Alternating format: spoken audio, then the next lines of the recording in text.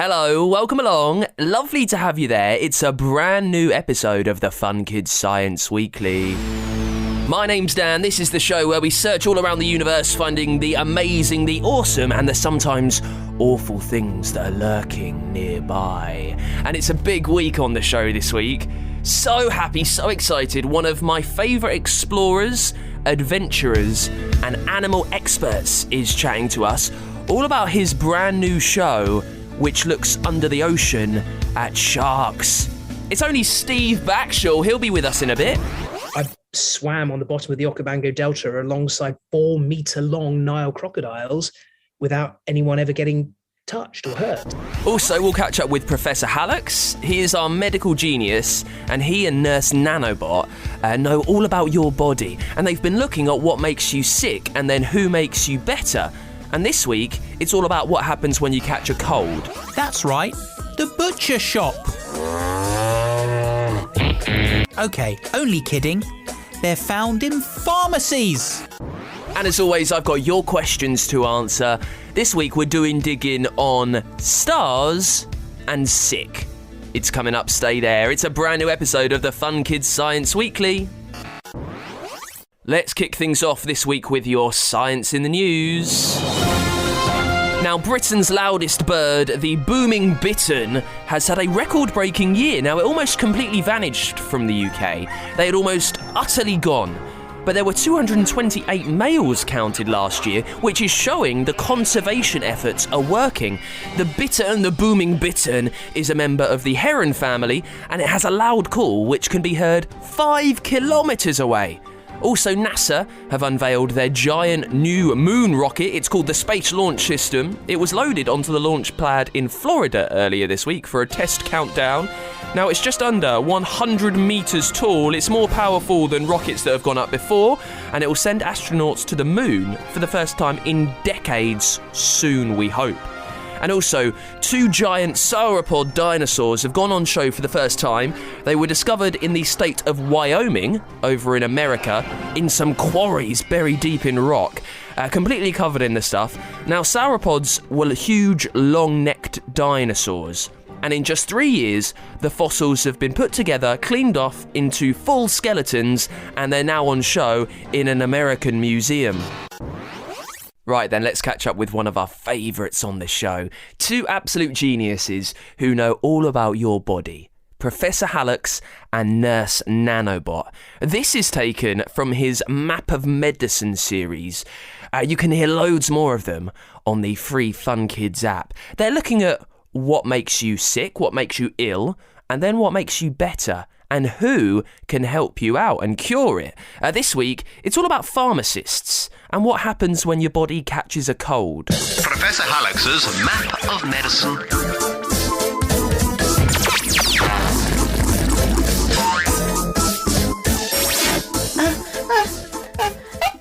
Nurse, you're not sounding very well there. I didn't know robots could catch colds. I'm just fine. Just a little computer virus.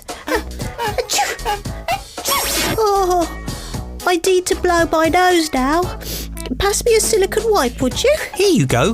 Have a few. You're looking rather hot. Let me feel your panel. Ooh, you're burning up. Oh, Professor, get your hands off my paintwork and stop fussing. Anyway, that's the phone, Professor. You'd better get it. I'm streaming data here. No problem. Go and have a lie down, Nurse. Hallux's Happy Health Help Desk. Hello, I've had a cold for a few days. It's really horrible. My nose is blocked, I feel shivery and achy. The doctor says it's just a virus and should go away by itself, but what can I do to feel better? Oh dear. There must be something going about this week. Colds can be pretty nasty, and it sounds like you've caught a whopper. I'll give you the clinical crunch on colds as the nurse is laid low. Don't be ridiculous, Professor. It will take more than a silly cold to put me out of action. Ah, clinical crunch. Whoops. Many colds and coughs are caused by viruses. Tiny bugs that are smaller than a single bacteria. So small, in fact, they can't be seen with normal microscopes. What we call the common cold is actually one of about 100 different viruses that can hitch a lift with humans and make you feel all blocked up, shivery and achy. Colds normally clear up on their own as your immune system attacks the virus. If you have a cold, it's a good idea to drink lots of water, and your parents might give you a mild painkiller. Menthol on your pillow can also make it easier to sleep if you're bunged up. It can also help stop you snoring too. Right, you. Go and put your panels up and have a rest. I'll take over here. Oh, go on then. So colds aren't something you need to go to the doctor for, but there's someone else who can help manage your symptoms. The pharmacist. Let's check out the map of medicine to find out more about them. Opening the map of medicine. So, pharmacists. Whilst you'll find pharmacists in hospitals and loads of other medical places, you've probably visited one on your high street. They're found in a very common type of shop. Can you guess what type? That's right, the butcher shop. Okay, only kidding. They're found in pharmacies. Bit of a giveaway really, isn't it? Pharmacist, pharmacy. Well, you get the idea. Yeah, pretty obvious when you think about it. But just to confuse things, pharmacies are sometimes called chemist shops. The sorts of places where you can buy useful things like plasters, sun cream and shampoo. You'll know if there's a pharmacist there, as they often have a large green cross on the sign. Let's go inside. Pharmacists are not doctors, although they are experts in dispensing the medicines that doctors prescribe. They are great for recommending the stacks of remedies that can ease the symptoms of many conditions, like the common cold. If you've a blocked up nose, they can suggest decongestants that can help unblock it. And they'll be able to give you lots of tissue to wipe it on too, so there's no need to be a mucky pup and use your sleeve. If you're struggling with coughs and sniffles, get yourself to the pharmacy. There might not be a cure for things like the common cold, but there are lots of things to make you feel a bit better whilst you're waiting for it to shift. And they're crazily clever creatures too, these pharmacists.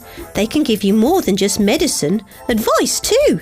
Things like how much is a safe amount to have and what effect it might have with other medicines you might be taking. Shouldn't you be resting, nurse? I'm fine. I've decongested my data and I think it stopped my sneezes for a few minutes. I didn't want to miss the disgusting detail. I've got a great one about pharmacists. Fantastic. Go ahead. Disgusting detail. Pharmacists have been trying to make people feel better for hundreds of years, but the Victorians had some of the roupiest remedies of the lot. The Victorians thought a purge, that's a good vomit, could be good for you, and used an everlasting pill made of poisonous metal called antimony to make themselves sick. And you think, that's disgusting. There's more. Why were they called everlasting, you might ask? Here's why.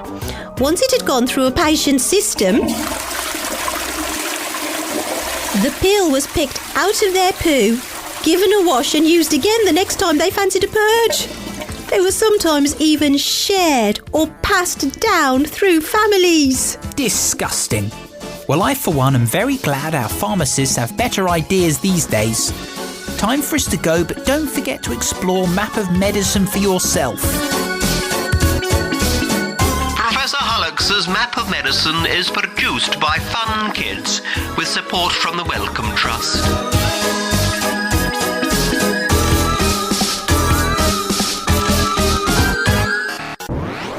We'll have more from Professor Hallux and his Map of Medicine series next week on the show. And you can hear from an animal genius in just a sec. Right now, let's get to some of your questions. Remember, if there's anything sciencey rattling around in that brain of yours that you need figuring out, you just need it worked through, let me do the digging. Let me look it up and explain it to you. The easiest way to let me know is by leaving it as a review over on Apple Podcasts. First up this week, it's from Keo, who's 10, who wants to know, what are stars made of?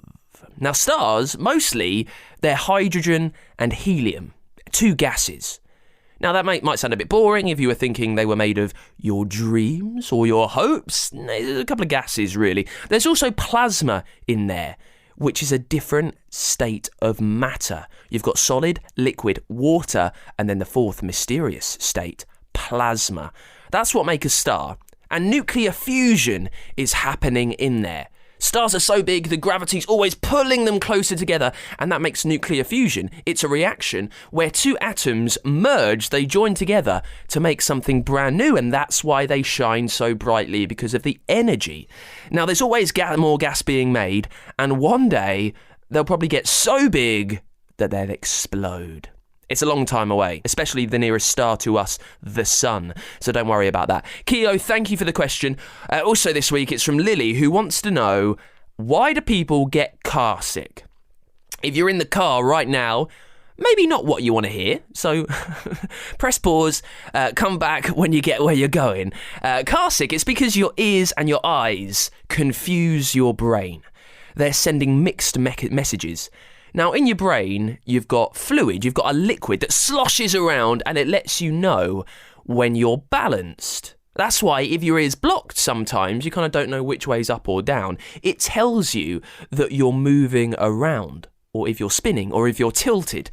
Now, when you're in a car, if you're reading a book, or if you're staring down at the seat or at the headrest behind your mum or dad, whatever it is, it confuses you. It tells your brain that you're sat still and not moving, but the liquid in your ear is saying you are moving.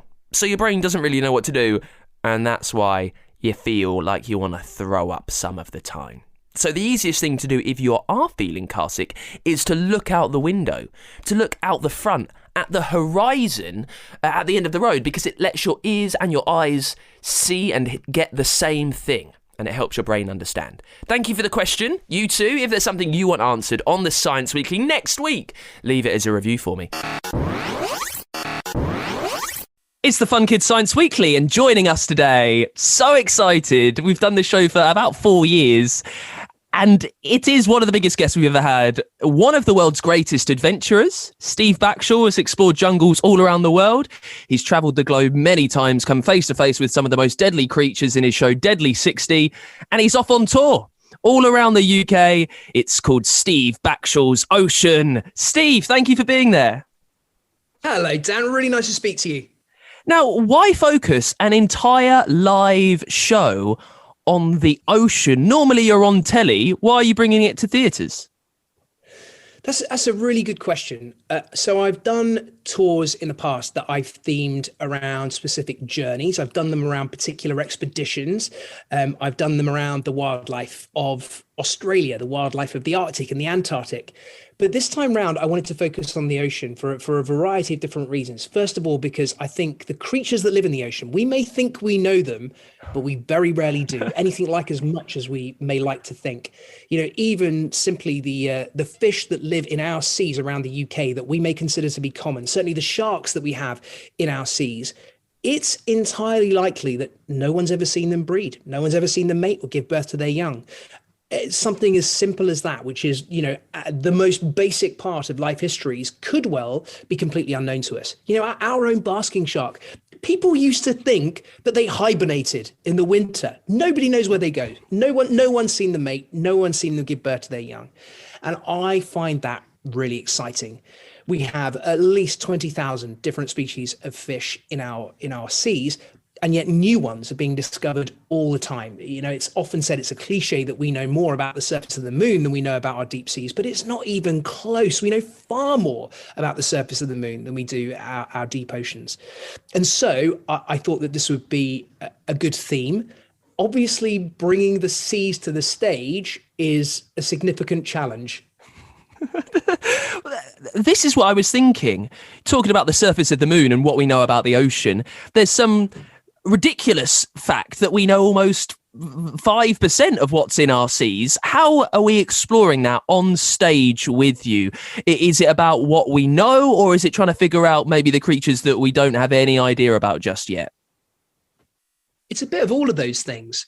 So I'm very much focused on the animals first, because I know that, first and foremost, I think it's a stage show, so people need to be entertained. I don't want to be hammering home, loads of stuff about food webs and ecosystems and not too much stuff about conservation and doom and gloom. I want people to be excited and entertained by getting a more intimate glance at some of the ocean's giants and some of the ocean's teeny tiny little things. So it's going to be very much focused around species, around particular iconic species, a few that people will possibly, hopefully, never have heard of. And I'm going to try and bring them to life, much as I would love to flood every single theatre and give everyone a mask and snorkel. That wasn't allowed. So instead, what I'm going to do is be bringing along life-size replicas of some of the largest animals ever known to have lived on our planet. There will be live science experiments on stage with a very, very high chance, if not a probability, of those going wrong, leaving me with egg on my face. There will be outtakes and bloopers and questions and interactivity. There's going to be a giant screen with natural history footage. I seriously think that no one is going to leave the theatre, including me, that hasn't learned something and at the same time, hopefully, been entertained. Let me take you right back to the start, if that's all right, Steve, because you go to school, you finish your studies. I think you have a degree in English. Is that right? English, maybe with theatre. Why knock that all on the head? Why leave it all and become an explorer and actually make it work? Why'd you make that choice? This is a super question. It's a really good question. It's probably more of a question why I ended up doing English the first time round. And it was just simply that was kind of what I was good at. I am not a natural scientist. I struggled with maths at school. I still struggle with statistics. I found science really hard. And I found English and humanities really easy. And I just took the easy route. And it wasn't until after then when I left and I kind of went, but actually the thing I love most in the world is animals. So I should have learned about animals. I should have studied biology, and I had to go back and do my A-levels again and do my whole university again and then do my master's and, and now I'm an honorary lecturer in marine biology. I still wouldn't classify myself as being a scientist because I still find it really, really difficult. And, it's taken the best part of 20 years for me to get to this stage where I actually have all the right letters after my name. And, I honestly am that guy. And there's probably a little bit of imposter syndrome even now because I know how difficult I find it. Let's just take you back to some of the creatures and some of the expeditions you've done in your years of exploring. You've come face to face with so many different creatures, especially in the program Deadly 60. What was the one animal you were most terrified by when you thought this might have been a bad choice? So very much the ethos of Deadly has always been, so much so that we put it in the title of every single program, that this is about animals that are deadly in their own world. So deadly to their prey, not dangerous to us. And that's critical, because the last thing I want to do is ever be, demonizing any animals. That's the antithesis of what we're about. And that's allowed us to feature everything from blue whales and basking sharks to dragonflies and kestrels. And I think that how they interact with their prey is what's really fascinating. And actually, despite the fact that I've been doing Deadly since 2007, I've had a couple of scratches, but nothing serious. And I think that more than anything kind of is testament to the fact that animals would in almost every single situation rather move away from you than go for you. I can count on one hand the amount of times that I've felt genuinely threatened by animals. I've been doing this for 25 years now. Just give us some of those animals that you felt a little bit threatened by. So hippos are the one that most people, particularly in Africa, will kind of always have a little bit of a shudder when they hear about it. And, that's because they're big, they're fast, they're grumpy, they're territorial, and they're more than anything unpredictable. And there's been a few moments where we've kind of bitten our fingernails down to the quick with hippos. But But at the same time, in the exact same place where we've been filming those hippos, I swam on the bottom of the Okavango Delta alongside 4-meter long Nile crocodiles without anyone ever getting touched or hurt. So, you can see that actually the danger, the threat, the fear of animals is always, it's what everyone focuses on. But I think that's wrong. It's, wild animals are just not interested enough in us. And if they are, it's because we pose a threat to them. Well, how about this? It's a question from Caleb, who listens to the show, who wants to know, what's the deadliest ocean animal you've ever come into contact with? So I have placed at the very top of I took the unprecedented step on the last series of Deadly of declaring my most deadly animal in the world. And it's the orca. And I think that an animal that can coordinate its actions with all of the other members of its pod or its tribe, that has different languages, different methods of communication, that can sweep seals off ice floes down in Antarctica, or beach itself on the sands of Patagonia to pull fur seals into the water, that can feed on herring by slapping them with its tail and incapacitating them, that can leap clear out of the water to land on and drown a grey whale calf. They have such an array of different ways of hunting, and they are probably, other than us, the only animal that will and does take on fully grown great white sharks. The orca. I mean, even its name, both forms of its name, orca and the killer whale, is something to be terrified by. Listen, we're coming out of the back of a couple of years of different lockdowns, and maybe you haven't been able to explore the planet as much as you'd like. How good are you at being an adventurer in your own back garden? I saw pictures online from you the other day of you with your family scaling mountains. Do you still explore every day when you can? Yeah, I think that it's very important for us to realize that adventure always begins at home, and it always begins in your own backyard. There is not a single mountaineer whose first mountain was Everest. There is not a single adventurer who first went source to sea down the Amazon before, having a little paddle on the Thames first. We learn our skills right in our own place, at home, in our own back garden. And that's much more prescient to me right now, because I'm a dad to twins at 2 and Logan at 3. And therefore, we're thinking every day of how we introduce them to the wild world, how we get them interested in nature. And that's the key to us. It's those first steps, those kind of early experiences that are going to be formative and hopefully drive them towards something like we do for a living. But even if they don't, just the fact that they will have had those experiences with nature, I think will be really positive and help them to be able to become, fully formed little humans. Well, talking about those key skills, I guess lastly, for someone listening who perhaps really wants to follow in your footsteps, wants to travel the world, wants to come face to face with these animals, what are the key skills that someone maybe needs to learn or needs to grow to give themselves the best chance of dealing with being an explorer? Don't be afraid of failing. Failing is not only a part of life, but it's the most important part of development. Seeing your failures, recognizing them, and learning from them is how great people get to be great. Never look back at your failures and be paralyzed by them. Don't get too tangled up in regret. In fact, embrace your failures. Recognize them as things that are going to make you a better person, and use them as a means towards whatever it is that your goal is going to be in life. Amazing. Well, listen, the tour, Steve Backshall's Ocean, it's going all around the UK. Good luck with it. Thank you so much for coming on the show, Steve. You are so welcome. Lovely to speak to you, Dan. Let's get to this week's Dangerous Dan, where we look at the most mean, deadly and cruel things in the universe. And this week, we're headed to the gorgeous beaches around Asia. Just imagine yourself on those beaches, sparkling sunshine on the baking hot sand. You're headed into a twinkling sea, but you need to watch your feet so you don't tread on a deadly black-banded sea crate. They are a Chinese sea snake. Now, they've got a short head, a thick trunk, a thick body.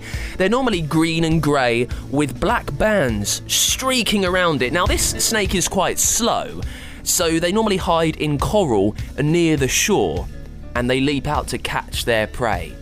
And that's fine. Now, it's this dangerous beast, though. It's such a dangerous beast because its venom is 10 times stronger than a cobra's. It's extremely toxic to you. Now, thankfully, the snake doesn't randomly attack people. It only does so if it's provoked, if it feels scared. So, if you find yourself in the beach near Asia, be careful not to annoy the Chinese sea snake, the black-banded sea crate, because this beast has got a killer bite. So the black-banded sea crate is a snake, a deadly beast in the ocean, and creatures like that have been around for years. Millions of years, in fact. We're going to learn about some more right now. We're headed back to the Cretaceous period for another episode of Age of the Dinosaurs. And in this time, more animals and more plants lived together than ever before, from the dinosaurs on land to the plants that they ate. And right now, we're diving under the ocean. Age of the Dinosaur with Dinosaur Action Magazine, the #1 mag for dino fans. Imagine going back in time, not 100 years or 1,000 years, but millions of years.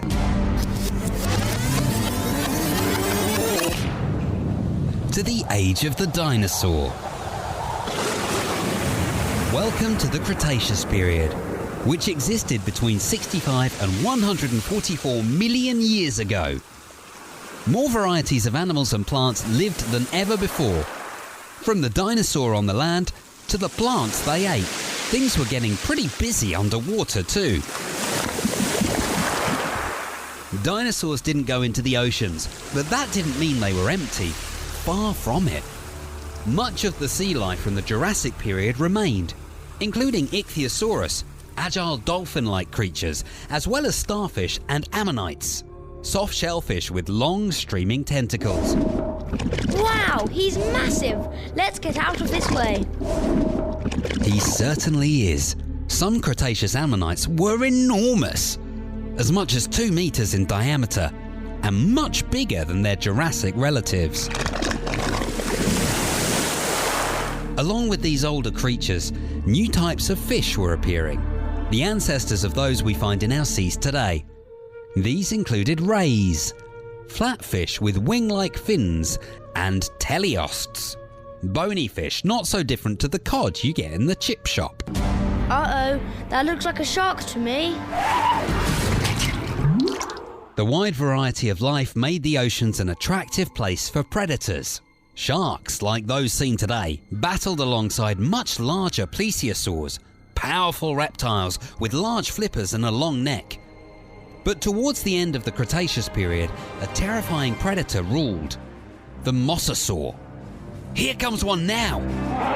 Let's get out of here. He's way scarier than a shark. Mosasaurs looked like streamlined lizards. Their short paddle-like limbs and powerful tails were ideal for fast swimming, enabling them to pounce underwater at prey. Smaller specimens crunched on sea urchins and mollusks, while the largest varieties, some 17 meters long, preyed on birds, fish and reptiles, and even other mosasaurs. Mosasaurs had a double-hinged jaw and flexible skull, much like a snake, which meant they could almost gulp down their prey whole. Again, just like snakes or Komodo dragons. Paleontology, pick. How do we know what the world looked like millions of years ago? Scientists pieced together evidence from fossils using lots of different techniques, including microscopes to look at tiny details and CT scanners to peer inside. They record information about where a fossil was found, examine its surroundings, look at what animals ate, and compare fossils to similar animals alive today, like comparing the mosasaurs to snakes. Computers are used to take this data and create models. From simple black and white pictures to exciting moving animated monsters. Age of the Dinosaur with Dinosaur Action Magazine, the #1 mag for dino fans. And that is it for this week's Fun Kids Science Weekly. I hope you loved hearing about the deadly creatures, about why you get carsick, and also from our fantastic, humongous guest, Steve Backshall, on the show this week. I can't wait to check out his brand new show, Sharks. Now, if there is something you want answered on this show next week as a question, leave it as a review for me on Apple Podcasts. While you're there, it's one of the best places that you can hear loads of series that we do. You heard Age of the Dinosaurs and Professor Hallux this week. They're on there. We've got tons more. They're also on Google. They're on Spotify. Really, wherever you get your shows. They're also on the free Fun Kids app and at funkidslive.com. And Fun Kids, we are a children's radio station from the UK. Listen to us all around the country on that DAB digital radio and at funkidslive.com.